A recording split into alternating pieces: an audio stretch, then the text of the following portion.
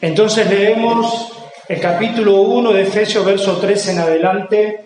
Bendito sea el Dios y Padre de nuestro Señor Jesucristo, que nos bendijo con toda bendición espiritual en los lugares celestiales en Cristo, según nos escogió en Él antes de la fundación del mundo, para que fuésemos santos y sin manchas delante de Él, en amor habiéndonos predestinado para ser adoptados hijos suyos por medio de Jesucristo, según el puro afecto de su voluntad. Hasta aquí la lectura, después vamos a seguir leyendo un poquito más. Del verso 1 del capítulo 1 al verso 14, o del verso 3, mejor dicho, al verso 14, es como toda una oración de Pablo, como todo un artículo de Pablo, que se une también con Romanos 8, 28 al 30. ¿Sí? Se unen y es amplia la enseñanza que Pablo da al mundo sobre el Evangelio, sobre que Cristo murió por sus escogidos. Lo vamos a encontrar en esos versículos impresionantes, ¿no? Pero, claro, Romanos capítulo 8 y Romanos capítulo 9 es más amplio que estos 11 versículos que Pablo está acá introduciendo en la carta a los Efesios, ¿no? Entonces, vamos también a ir por ahí. Pero fíjense, cuando usted lo lea todo, tal vez en su casa, haga esa disciplina, fíjese que aquí va a encontrar la palabra escogido y también la palabra predestinación y también la palabra elegidos y un montón de palabras que tienen que ver con que Dios nos ha elegido desde antes de la fundación del mundo, que cuando todavía no llegábamos a la existencia, no éramos nada, sí éramos en el corazón y en la mente de Dios. Claro, usted no entiende, bienvenido, yo tampoco entiendo, pero claro, ¿cómo vamos a entender la mente de Dios nosotros que somos pequeños y totalmente ausentes de una mente tan infinitamente sabia? Por lo tanto, no le podemos exigir y no nos podemos nosotros exigir entender a Dios. Es más, si usted quiere entender a Dios, de repente la cabeza le va a hacer plop, el cerebro va a hacer plop, no lo va a poder entender, porque Él es Dios. Por eso no lo entendemos, porque si nosotros tuviéramos la capacidad de entender a Dios, no sería Dios. Nosotros seríamos una criatura y esa persona no sería Dios. Entonces, fíjese que también en estos versículos él va a decir, Pablo, inspirado por el Espíritu Santo, va a decir en Él, en Cristo, en Él, unas 10 veces. 10 veces el texto va a nombrar a Cristo, va a hacer referencia de Cristo, porque lo que el Espíritu Santo quería es que se dé a entender la comunión tan estrecha que Jesús tiene con sus escogidos. Y dije Jesús, nadie más que Jesús. La Biblia no habla de otro mediador, no habla ni siquiera de María como mediadora, sino de Jesús, el único mediador entre Dios y los hombres. Unas 10 veces va a nombrar. Pero si también hacemos este ejercicio, van a ver que del versículo del 4 al 6 lo nombran al Padre. Después del 7 al 12 lo nombran al Hijo y del 13 al 14 el Espíritu Santo se nombra a sí mismo por la boca de Pablo. Entonces podemos ver aquí la Trinidad operando la salvación de sus escogidos. Dios, también vemos que Dios nos salva y nos predestina desde antes de todo, o sea que tenemos la salvación asegurada, como quien dice, antes que nosotros vengamos a la existencia, ya Dios nos había declarado salvo, porque Él iba a hacer el plan de redención. Por eso no entendemos a algunas personas que dicen, los calvinistas, porque nos tiende de calvinista, usted puede pensar eso, somos cristianos. Los calvinistas nunca te dan la seguridad de la salvación. Pero ¿cómo no? Si Cristo nos salvó antes que nosotros empezáramos a la vida. Porque si Cristo tenía que esperar, si Dios, el Padre, tenía que esperar que nosotros vengamos a la vida y nos comportemos como nos hemos comportado en otros tiempos, nunca nos iba a salvar. Todo lo contrario, nos iba a condenar. Pero Cristo, en su sabiduría, Dios, el Padre, nos salva desde antes de que nosotros empecemos a hacer líos y pecados. Envidias, competencias, murmuraciones, malos pensamientos. Todo eso Dios sabía que iba a pasar. Es más, Él lo decretó. Entonces, aquí Pablo está dando también la seguridad de la salvación de las personas. Que no andemos por la vida titubeando, bueno, como no sé si soy salvo, me voy a pecar. No se puede hacer eso. Fíjese que también hay un mensaje profundo de la seguridad de la salvación. El Padre dice, bendito sea el Dios, verso 1, bendito sea el Dios y el Padre de nuestro Señor Jesucristo, verso 3, que nos bendijo con toda bendición espiritual en los lugares celestiales en Cristo. Y acá viene el verso 4, según nos escogió en Él antes de la fundación del mundo. O sea, nos escogió el Padre en Cristo, no sin Cristo. Porque si no está Cristo, nosotros estaríamos condenados.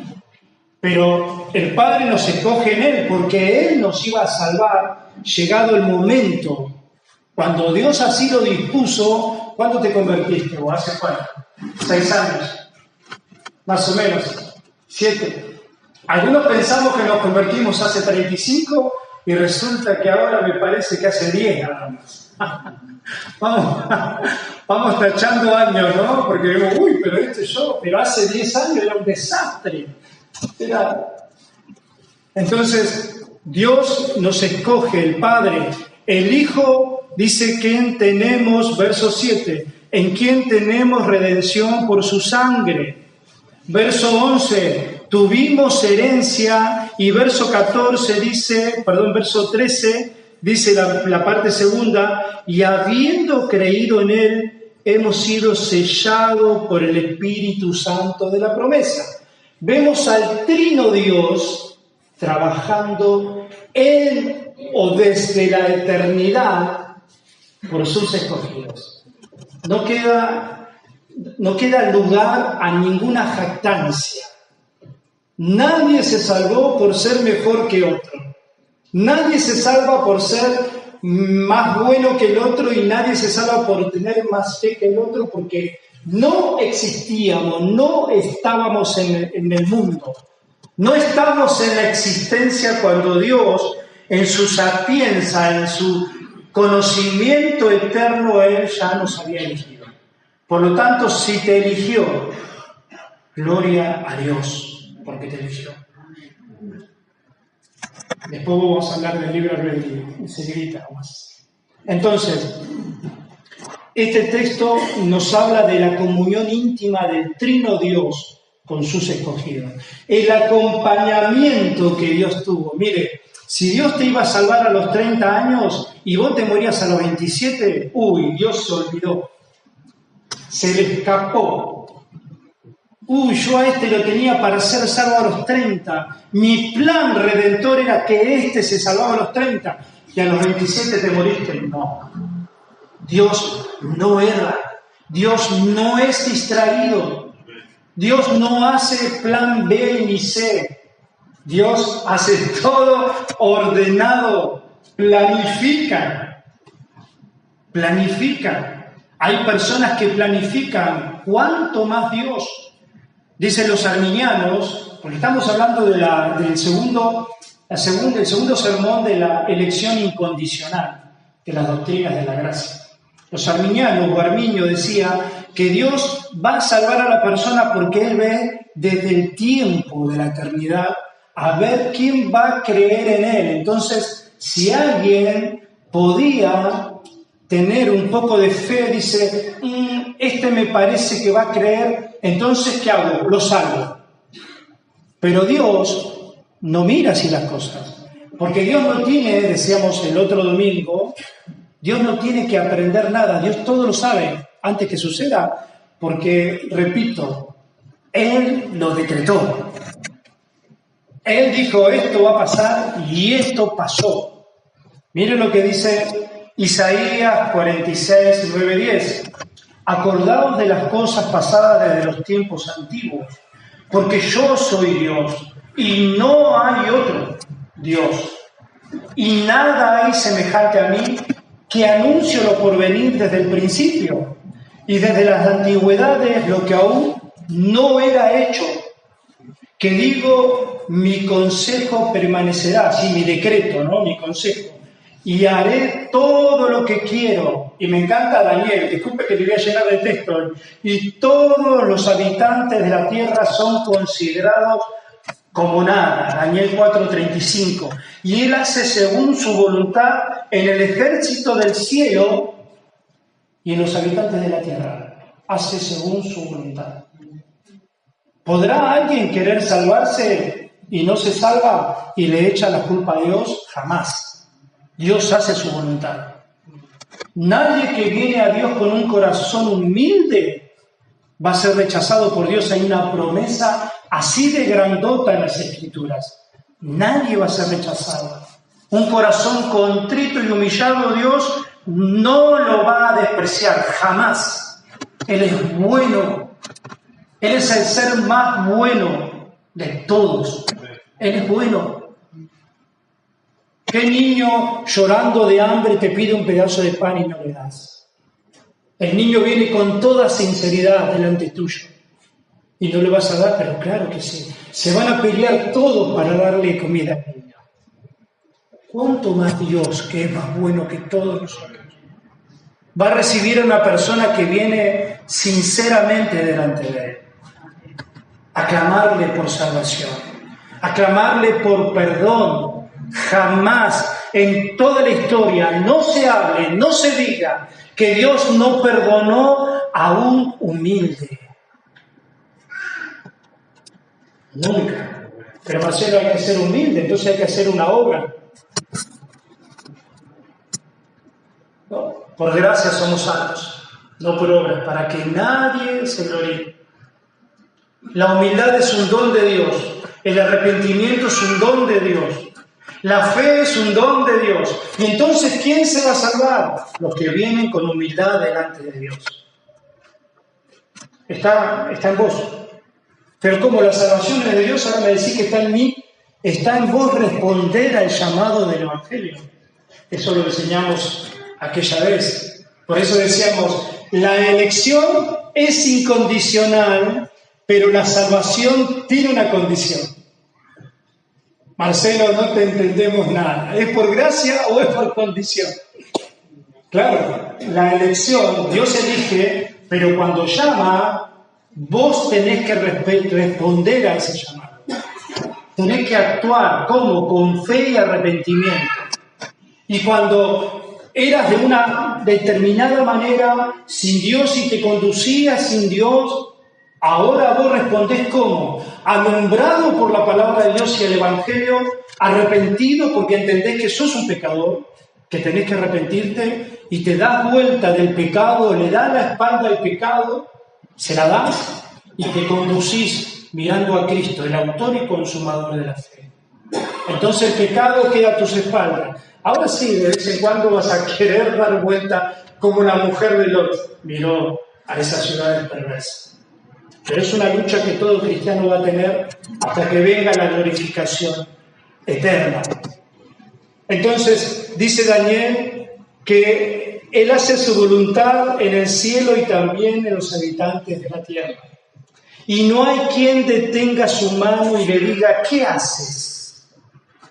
Esto dice Daniel. Dios es un Dios que tiene libre albedrío, completamente libre. No hay nada que a Él lo motive a amarnos. Por eso la elección es incondicional, no hay condiciones y el amor es incondicional.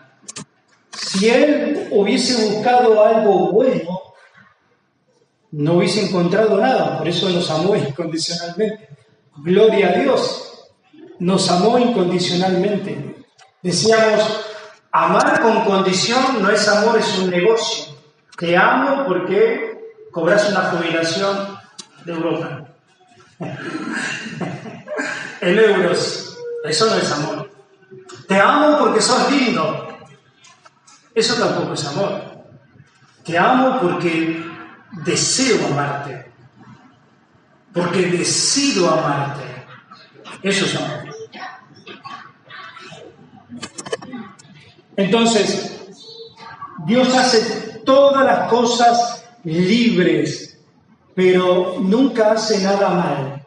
Nunca se equivoca. ¿Por qué? Porque su naturaleza es ser santo y justo. Por lo tanto, no hay lugar al error, no hay lugar al pecado. Él no es autor del pecado. Él no empuja a la gente a pecar. Él les da libertad. Él tiene totalmente un libre albedrío, no nosotros.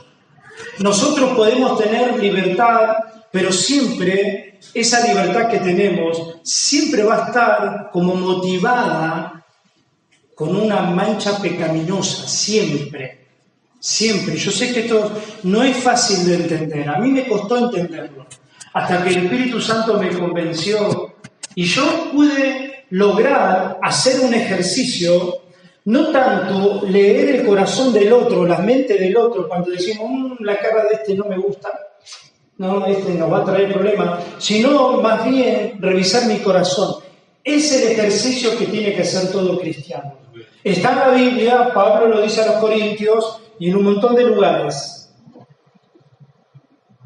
Dios es santo y yo no, completamente. Yo estoy siendo santificado progresivamente, ¿sí? A la anchura, a la altura de Cristo, queriendo santificarme, parecerme cada día más a Cristo, pero mis motivaciones muchas veces están manchadas, contaminadas de una pizquita de ego, otra pizquita de orgullo, otra pizquita de soberbia. Entonces, no tengo libre albedrío, porque cuando hago el bien, eso ya no es libre albedrío, porque mis motivaciones siempre están manchadas con pecado. Ahora Dios no. Dios tiene solamente absoluta libertad y hace las cosas de tal manera santas y justas que nadie de nosotros las puede hacer. Nadie. Nada. Él es justo. Él no hace nada fuera de la verdad, de la justicia. Él es totalmente santo. Cuando elige, no elige con ninguna influencia. Mis hermanos, elige libre, pero libremente. Vamos ahora, acompáñenme, a Romanos, capítulo 9. Este sermón es más que nada temático, ¿sí? Estamos hablando de las doctrinas de la gracia, estamos hablando de nuestra doctrina, lo que cree Comunidad de la Gracia. En esto y en tantas cosas más creemos nosotros. Somos una iglesia que tiene una confesión, la que nuestro hermano Mauro explicó un poco el capítulo 21, dicho sea de paso, muy bueno, muy bueno. Gracias, hermanos. Dice Romanos también, vamos a leer solo un poco, Romanos 9, dice el verso 13, como está escrito, a Jacob amé, mas a Esaú aborrecí. Otra vez, ¿no? Cosas tan fuertes que si no nos explica en la palabra no la vamos a poder entender y vamos a pensar mal de Dios. En el contexto de Romanos 9, Pablo está hablando a los de Roma, y también está hablando de los judíos, cómo Dios salva, quién es el verdadero judío, quién no. Dios salva bajo su voluntad y su soberanía. Dice el verso 14, ¿qué pues diremos? ¿Que hay injusticia en Dios? En ninguna manera. Es una respuesta a la pregunta previa, ¿no? Como está escrito, a Jacob amé, mas a Esaú aborrecí. Y dice, Pablo contesta, es como una pregunta retórica. ¿Qué pues diremos? ¿Que hay injusticia en Dios? Pregunta retórica, pregunta que obviamente tiene su respuesta. ¿Hay injusticia en Dios cuando ama a uno y a otro no? ¿Verdad o no? ¿Amás vos más a un hijo que al otro? ¡Wow! ¡Qué fuerte la palabra de Dios! Pero ¿cómo? Yo no había leído a este Dios. Este Dios está... Qué mal, che, no tengo la Biblia. Este Dios está en la palabra de Dios hace 5.000 años. Este texto está hace 2.000 años. Estaba siempre. Pero a mí no me lo enseñaron, claro, porque el tilde doctrinal arminiano quiere proteger y cuidar a Dios, que nadie lo critique. No, ¿cómo me vas a mostrar el carácter de ese Dios? Ese Dios es el Dios verdadero. Sí, pero a ese Dios yo no lo quiero. Ahí tenemos un gran problema. Así nos dijeron a mi esposa a mí, ese Dios no lo quiero. Pero ese es el Dios de la Biblia. Ese es el Dios justo, soberano, que Él hace y determina, como leímos en Isaías, en Daniel, todo lo que Él quiere. Él escoge a quien Él quiere y lo hace justamente. Vos estarás o no estarás de acuerdo, como Pablo dice, ¿que hay injusticia en Dios? Y contesta Pablo, en ninguna manera. En ninguna manera. ¿O acaso, mi querido amigo y hermano que estás hoy aquí, no elegiste a tu esposa vos o te la impusieron? Bueno, si te la impusieron, después hablarás. La elegiste vos. Y otra chica que por ahí te pretendía, dice, qué injusto que sos. No me elegiste a mí. Dios no puede elegir. Dios es soberano. Miren, Dios es soberano y es justo. Sus atributos comunicables, algunos y otros no se pueden comunicar, como la omnipotencia, la omnisciencia de Dios, todo lo sabe, y la santidad de Dios.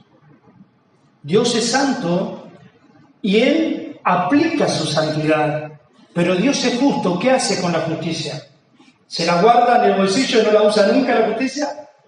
¿Nunca nadie es condenado? ¿Nunca nadie es metido preso aquí en Argentina, en Mar del Plata? Obvio que sí. Es más, en otros países hay pena de muerte. ¿Qué vamos a decir a los jueces? Que mató a una pobre persona que simplemente mató a 5 niños, nada más. Lo llevamos a la silla eléctrica porque mató gente. ¿Es injusto el hombre que le quita la vida a un asesino así? No sé. Usted dirá su conciencia, su parecer. Pero estamos hablando del Dios santo, que Él no llama a nadie para dar sus decretos y para dar su justicia. Si Él es justo, esa justicia Él la va a ejercer, la ejerció y la va a seguir ejerciendo por toda la eternidad. Un día va a llegar que el juicio de Dios se va a establecer de tal manera que ese atributo, que debe ser el más temible de todos los atributos de Dios, tenga el martillo del juez y comience a dar el veredicto de su juicio. Y Él lo va a hacer santamente. Perdé cuidado. Las personas, como por ejemplo dice las Escrituras, miren lo que dice el verso 16. Así que no depende, del capítulo 9 de Romanos, del que quiere ni del que corre, sino de Dios que tiene misericordia. No depende de las personas, depende de Dios. La salvación depende de Dios. No depende del que está apasionado por ser salvo, ni aquel que está apático espiritualmente. Depende de Dios. Pero recuerden, un corazón humillado no va a despreciar a Dios. Todo el que viene a mí, yo no le echo fuera. Ese es el carácter íntegro de Dios. Íntegro. Entonces, no depende del que quiere, sino de Dios. Dice el verso 19, pero me dirás, ¿por qué pues sin culpa? Porque ¿quién ha resistido a su voluntad? Pablo dice, él hace todo lo que quiere y nadie puede resistir su voluntad.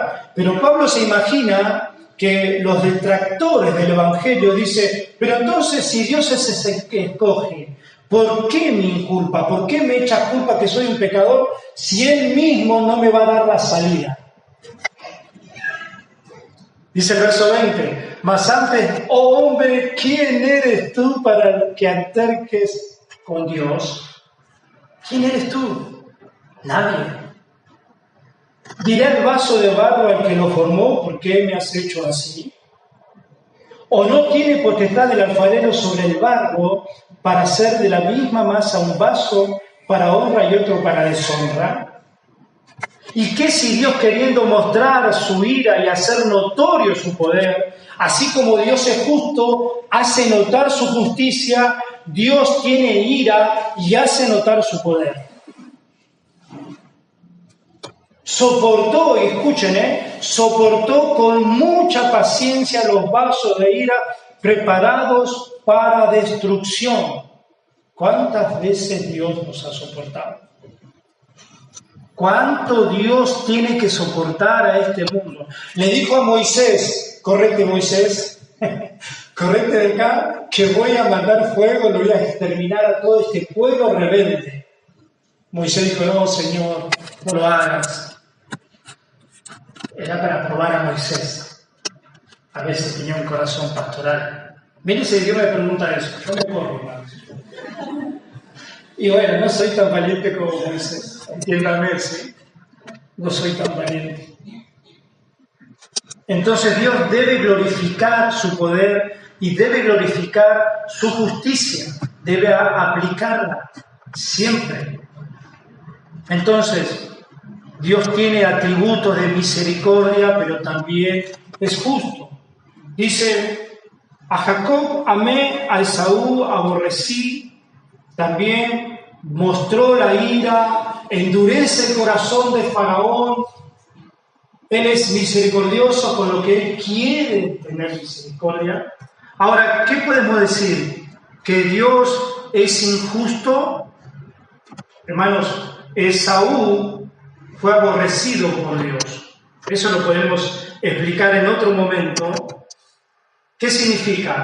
Dios no es que tenía una animosidad contra Esaú. Dios no es que odiaba a Esaú. Simplemente la naturaleza de Dios es dejar a Esaú seguir su camino, sin interponerse, sin bendecirlo, sin maldecirlo. Simplemente Esaú siguió la corriente de su corazón. Libremente Esaú, como está manchado por la caída y el pecado del hombre, iba a elegir un camino contrario a Dios. No es que Dios aborrece, la Biblia es clara, Dios no es autor del mal. Él no es tentado por el mal, ni Él tienta a nadie. Por lo tanto, Dios es santo y justo. Solamente no intervino en la vida de Esaú, así como no lo va a hacer en miles de personas que van a ser condenadas. Él simplemente no interviene. Entonces, podemos decir que Esaú, ¿qué recibió? Justicia. Jacob, ¿qué recibió? Gracia. Vamos a ver esta mañana si vos te vas de aquí no recibiendo gracia. Un día vas a recibir justicia. Dios no es pecador. Él os regala salvación Y a los que no quieren, a los que no tienen fe en Él, a los que viven una vida conforme a su corazón y su mente, a que los rechazan a Cristo que murió en la cruz, a los que pisotean la sangre de Cristo, a ellos tampoco va a ser injusto con ellos, ¿eh? No, porque Dios no es injusto. ¿Qué le va a dar? ¿Qué retribución le va a dar? La justicia. Su justicia. Él va a hacer justicia con ellos que han despreciado a su Hijo. Recuerden la analogía del jardín. Todo es muy lindo, pero yo no quería a Él. Al de rulos, a Él. Cristo es lo mismo, Dios es lo mismo. Él va a dar justicia correctamente y santamente. No va a ser injusto nunca, nunca lo fue y nunca lo hará. Todos los que van a ser condenados, van a ser condenados porque realmente son pecadores. No porque simplemente Dios sea un Dios caprichoso, inmaduro, en absoluto. Porque dijimos, todos éramos pecadores, por cuanto todos pecaron y están destituidos de la gloria de Dios. Por cuanto no hay justo ni aun uno. Todos se volvieron inútiles, todos se volcaron al mal. No hay quien entienda, no hay entendido, no hay nadie quien busque a Dios, dice Romanos 3. Por lo tanto, en su misericordia, hoy te puede salvar a ti, Dios. Hoy podés ser un escogido. ¿Cuánto tenés? 30, 40, 70, 80, 15, 10. Hoy es el día de salvación. Hoy puede haber salvación en esta mañana. Dios quiera que el Señor salve. Entonces, sé que la palabra es muy fuerte. Esaú recibió justicia. Jacob recibió un regalo no merecido. El carácter de Jacob y el carácter de Esaú no era muy distinto como el carácter de nosotros. Lo distinto fue que Dios decidió salvar a Jacob. Nunca nadie va a recibir injusticia. Él no redime a todos y Él no está obligado a redimir a ninguno. Él no redime a todos, pero tampoco está obligado a redimir a ninguno. Él ejerce su misericordia, hermanos. Hay una palabra que no aplica, pero para que nos demos cuenta, de lástima, así de última, Dios nos salvó. No. Dios nos salvó porque nos amó. Jesús no era un hombre como nos quieren hacer creer el mundo, ¿no? Un heroico que salva a su pueblo, como tantos heroicos hay en la historia de la humanidad. No. Este no es así. Este realmente amó. El amor sin fingimiento, sin inventos, un amor eterno, un amor de la deidad, de Dios, un amor incomprensible, un regalo no merecido. Él nos amó. El peso de la palabra tiene que impactar en nuestros corazones. Él no se hizo ver con los ángeles. Él no quería ser famoso. Él realmente hizo algo genuino, enteramente genuino. Nos amó. Es por eso que murió por nosotros. No de otra manera. Nos amó. Entonces, a Jacob amó, a Esaú dio justicia. Y él no está obligado a salvar a nadie. A Faraón, a Jacob, a Esaú. Él no intervino. Romanos capítulo 1, versos 24, 26 y 28, habla de la palabra entregó. Dios los entregó a la inmundicia, a las concupiscencias de sus corazones, dice la palabra. En el verso 24, el verso 26, el verso 28, habla la palabra entregó. ¿Qué significa la palabra entregó? Simplemente los abandonó a su vida, los abandonó a hacer lo que vos quieras. ¿Vale? Eso hizo Dios. Porque dice, ¿qué dice la palabra? Como ellos no aprobaron tener en cuenta a Dios, Él los entregó a una mente reprobada a hacer cosas que no convienen. Eso hizo Dios. a los que le da gracia, va a intervenir un día, va a intervenir y se te va a parar en el medio del camino, tal vez esta sea la mañana. Tal vez esta sea la mañana, que se te para en medio del camino y te dice, basta, hasta aquí llegaste. Te vas a encontrar conmigo. Te vas a encontrar conmigo. Y no vas a ser el mismo o la misma. Nunca más vas a ser el mismo. Voy a estar con vos y te voy a molestar. Y te voy a molestar hasta que no te transforme tu mente y tu corazón. Está en vos y vas a seguir luchando con Dios. Pero eso lo dejamos para el final. Entonces, estos que creen en la salvación universal y que las personas tienen una capacidad de nacimiento en poder responder por sus propias virtudes y capacidades, no como nosotros creemos que estamos muertos en delitos y pecados, que Dios nos tuvo que resucitar por el Evangelio. Ellos creen en un Dios inseguro.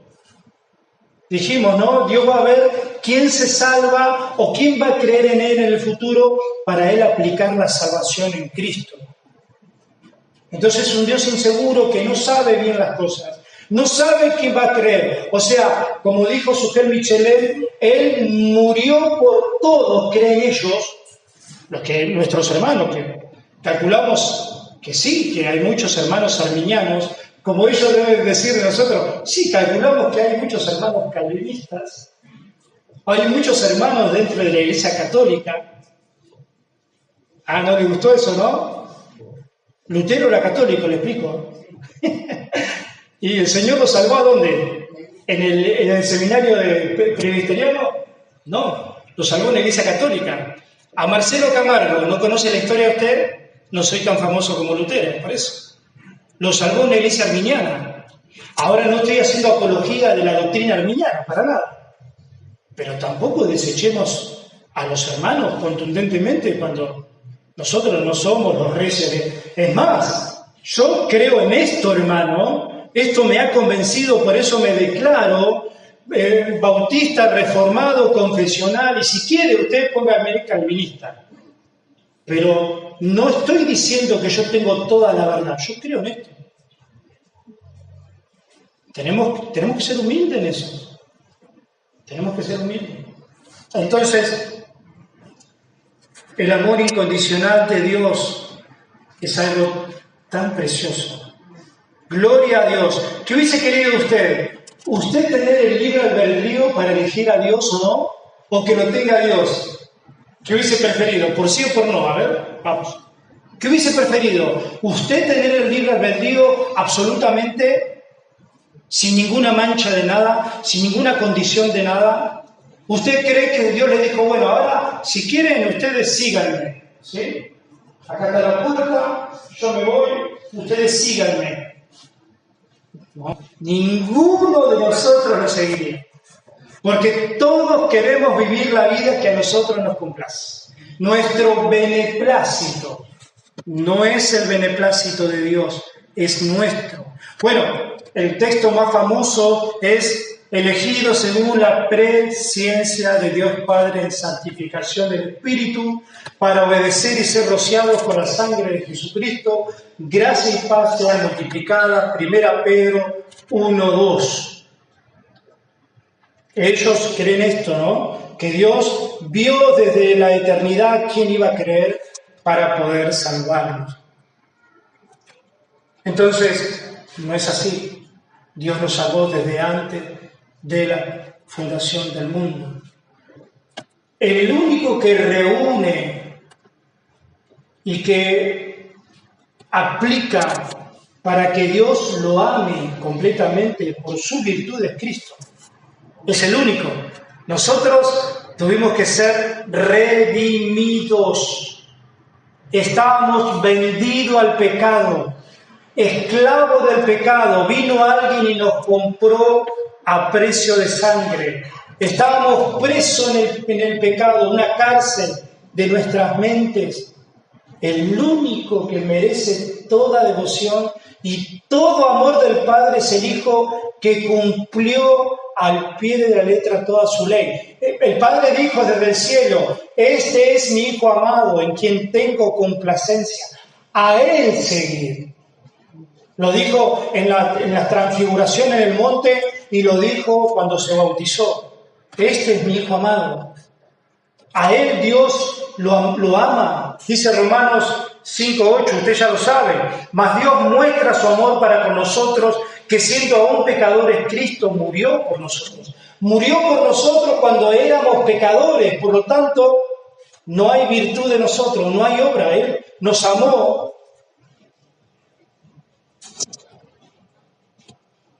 Nos amó cuando aún éramos pecadores. Y me gusta mucho, dice 1 Juan 4:10, en esto consiste el amor, no que nosotros hayamos amado a Dios, sino que Él nos amó a nosotros.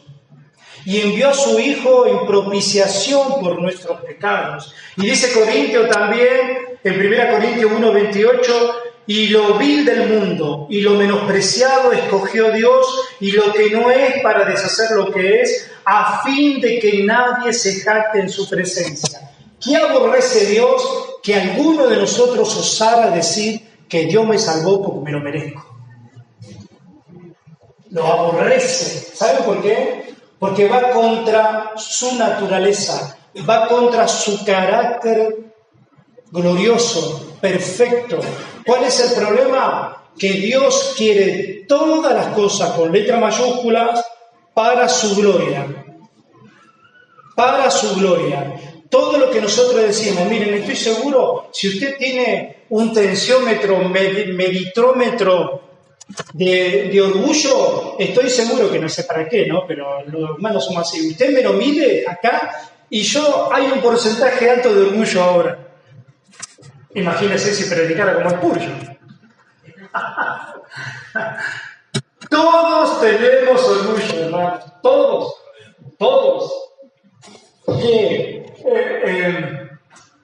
El esposo de Ana, Elcana, dijo: ¿qué? ¿No soy mejor yo que 10 niños, que 10 hijos? ¡Qué soberbia! A tu esposa: ¿pero qué? ¿No soy mejor yo que todos tus hijos, que todo lo que te doy? Mirá lo que yo te doy. ¡Qué soberbia! Pero somos soberbios. No se la agarren contra el Cana, agárrense con ustedes. Cada uno vea su corazón. La idea es no condenar al otro cuando el otro está pecando. Nosotros decimos: Señor, está pecando. ¿Qué hacemos? Nos acordamos del Evangelio. Cristo tuvo que venir aquí en la tierra para morir por mí, derramó su sangre por un vil pecador como yo.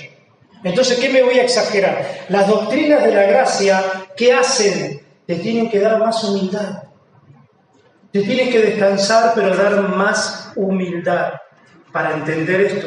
Entonces, Él no quiere que nadie se jacte en su presencia. ¿Cuál es el peligro de entender mal la soteriología, la salvación? Miren lo que dice este cantante muy famoso: la gracia y el perdón son los frutos de vivir en comunión y en adoración. La gracia y el perdón son... ¿Tiene que se la cante? La gracia y el perdón son los frutos de vivir en comunión y en adoración. Dios de pactos se llama esa hermosa alabanza, pero horrible en la teología. Como artística es muy linda. O sea que aquel cantante famosísimo, y esta alabanza o esta canción la escucharon millones de personas y la siguen escuchando. Entonces millones de personas están cantando una teología en contra de la teología bíblica. Ellos dicen que la gracia y el perdón y la adoración que yo le puedo, mejor dicho, los frutos de conseguir ese perdón es gracia a mi comunión y a mi adoración. Tremendo. No se le da en absoluto la gloria a Dios. Dijimos que lo que Dios quiere es que le demos la gloria y que nadie nos jactemos en su presencia. Por eso Spurgeon decía, no creo en la doctrina que Dios me eligió porque vio que yo iba a creer.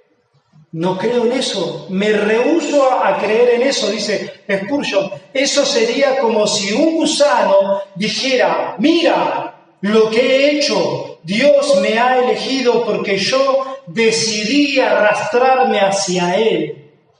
¿Usted vio algún gusano que se arrastrara hacia Dios? Es absurdo.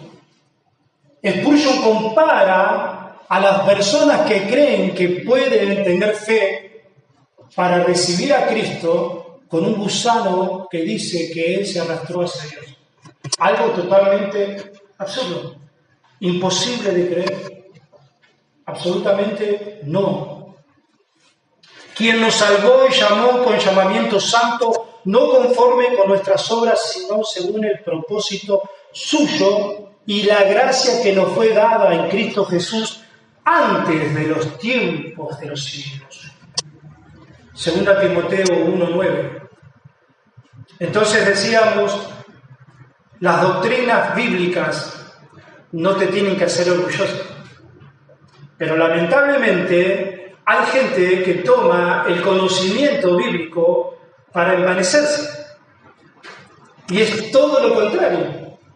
Si más sabemos de la doctrina, más humildes tenemos que ser. Hablando de los creyentes, ¿no? De los miembros. Más sabemos, más contemplamos a Dios, más entendemos que Él nos escogió desde antes de la fundación del mundo, que su salvación es un regalo, más humilde. Más paciencia tenemos que tener el uno con el otro. Porque como no hay virtud en mí, como Dios no me salvó a mí por mi virtud, entonces yo le tengo más paciencia. Dice, bueno, Dios me tuvo que salvar porque soy un miserable pecador. Entonces yo le tengo paciencia al otro. Porque me identifico con otro miserable pecador que fue redimido por Cristo. Entonces me hace dar más humildad, más amor, más paciencia. Antes me decían algo y contestaba mal, porque no me dieran mis sentimientos. ¿Quién sos vos para hablarme así? ¿Quién sos vos para que no te hablen así? A Cristo le escupieron, le hablaron mal. Un centurión le dio una bofetada, le dijo, ¿por qué me pegas? Por las obras que he hecho me pegas, ¿por cuál de ellas me pegas? ¿Por cuál obra buena que él hizo? Pero si a vos te pegan, seguro que una cachetada mereces. Seguro que yo una cachetada merezco. Algo siempre malo hacemos. Pero no se peguen, hermanos, tranquilos. Simplemente es una comparación. Entonces nos debe acrecentar el amor a Dios. Ahora tenemos que amarle más. Ahora tenemos que obedecerle más. Entendemos su misericordia. Cristo no fue una persona heroica, fue una persona que nos amó, sino que nos amó con un amor inigualable, único, y nos invita. Hay una invitación en Apocalipsis en esta mañana, 22:17. Cristo nos dice, el que quiera, tome del agua de la vida gratuitamente. Tome del agua de la vida gratuitamente. Y esa invitación es para todos, ¿sí?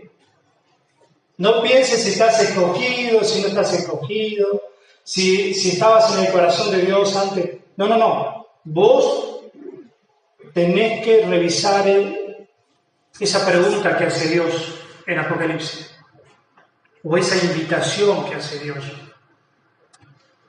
No te encuentres luchando con un Dios soberano. No quieras moldear al Evangelio a tu medida. No quieras moldear y que Dios entre a tu medida. No. Sos vos el que tenés que rendirte. Dios no se va a rendir. Dios nunca se rindió. Él nunca perdió una batalla. Si Él te quiere salvar, ¿para qué estás dilatando todo esto? ¿Para qué estás endureciendo tu corazón? Levantá la bandera de rendición, la bandera blanca, ¿no? De paz. Dios, ya está. hasta acá llegué. No quiero ya poner argumentos, ya se cayeron mis argumentos. Alguien dijo, ¿no sabes si sos escogido? No. Bueno, vení a Cristo y ahí te vas a dar cuenta.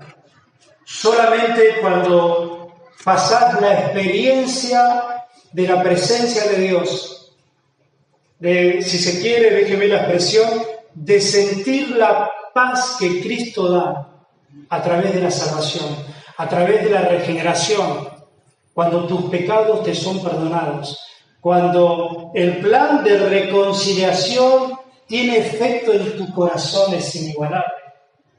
Es algo maravilloso. ¿Has experimentado eso? ¿No? Rendite a Dios. Eres una persona perturbada, enojona. Rendite a Dios. Puede haber una evidencia que no está Cristo en tu corazón. ¿Tienes ídolos?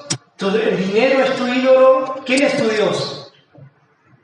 Lo que haces a lo largo del día, lo que haces a lo largo de la semana y del mes, en donde vos pones toda tu fuerza, ese es tu Dios. ¿Quién es tu Dios? ¿Es una persona? ¿Es un dinero? ¿Es una institución? ¿Es un oficio? ¿Quién es tu Dios? ¿Es alguien? ¿Sos vos mismo? Decir, basta, Señor, yo quiero tenerte a vos como Dios. Me arrepiento de mis pecados. Creo en Cristo, que me salvó, que tomó ese lugar que yo merecía en la cruz. Y Él tomó esos pecados y los clavó en la cruz. Y ahora soy libre de toda condenación. Oremos. Padre, te damos gracias, Señor,